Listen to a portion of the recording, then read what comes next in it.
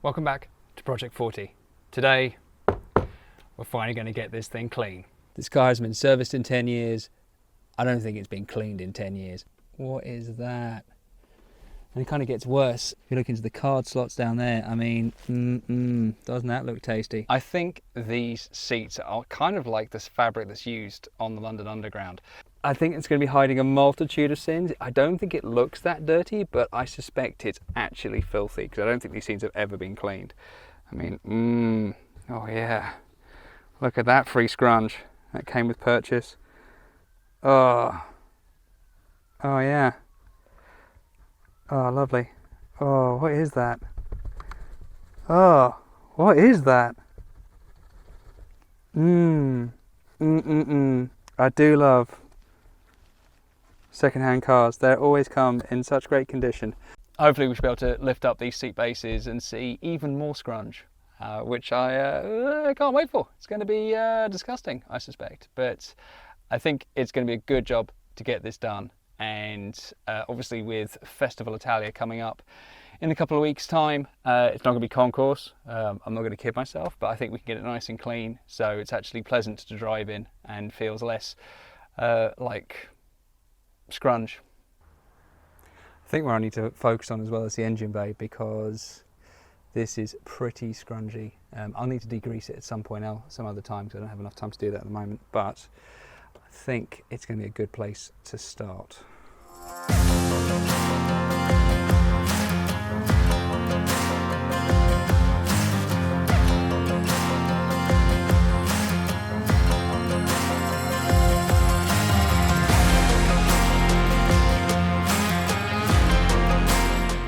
So this is what I don't understand, is why people don't clean drain holes.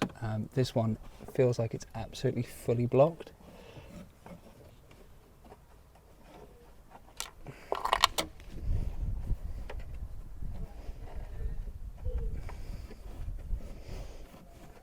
Oh man.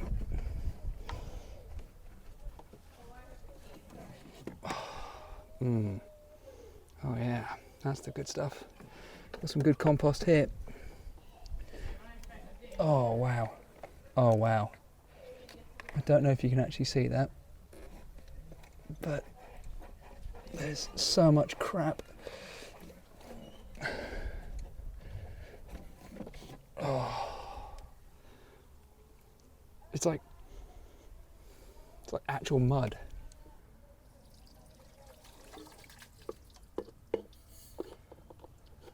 Okay, drain hole 1 working.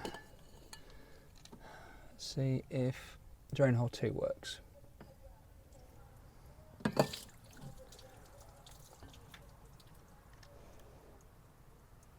Cool. Alright, those drain holes are unblocked. Still pretty scrungy, but at least they're functional. So I'm going to do a quick once over the car just with a standard hoover, and then I'm going to get a carpet cleaner in just to start doing the seats, door cards and stuff like that, try and get as much scrunch off as I can, and see what goo is uncovered.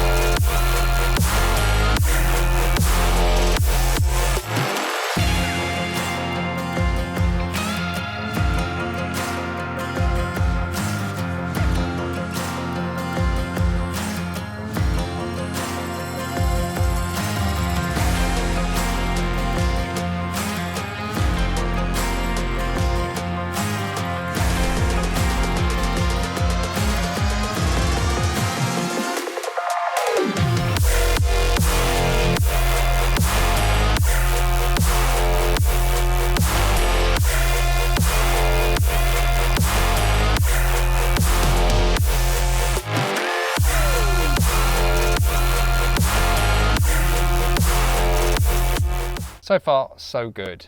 It's dirty but not filthy, if you can understand that distinction. So I think hopefully, just with a good clean, it's going to come up really, really nicely.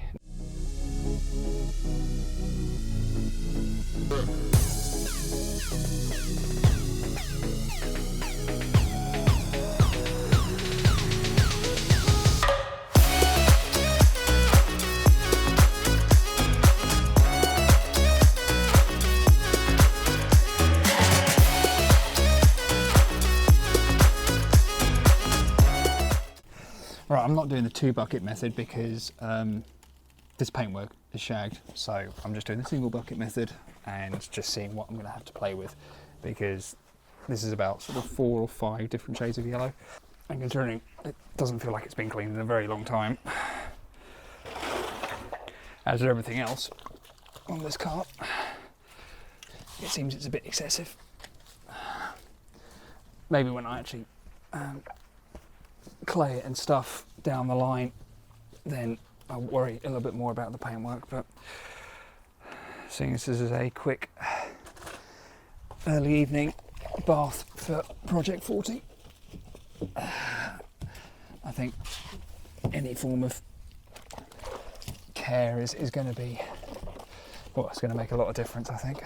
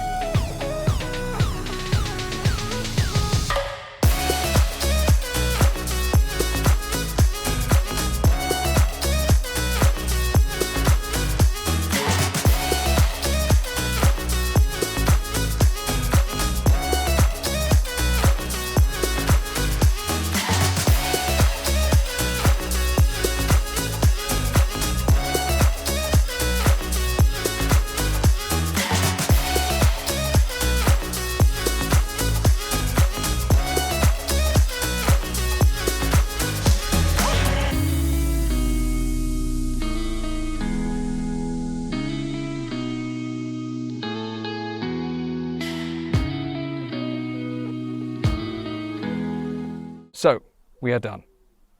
Yes, this car is 17 shades of yellow. No, there's not much I can do about it. I'll probably need to give it a full machine polish and see if I can get everything to some sort of consistency, but I may need to get a professional in if I actually want to get it matching. But it is clean, which I can certainly say hasn't been the case for a long, long time. This car probably wasn't filthy. It just felt old and dirty.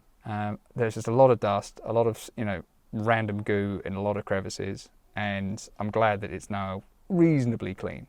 Maybe it's worth getting a professional in, doing a full detail, paint correction, the works, but I don't know if it's really worth the money, to be blunt. And I'm going to see what this actually looks like in actual daylight and just kind of go from there. As for what's next, you may see that there is a missing head unit. That's because I've sent this one off for repair.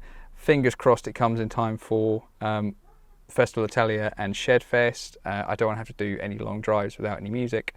So, but it's going to be a full repair, so that LCD should actually look 100% like it did from the factory, which is great because that way I get to keep the head unit, I get to test out the sat-nav from 2002, and it's nice to keep it original. And with that, we're done with another episode. Thank you so much for watching.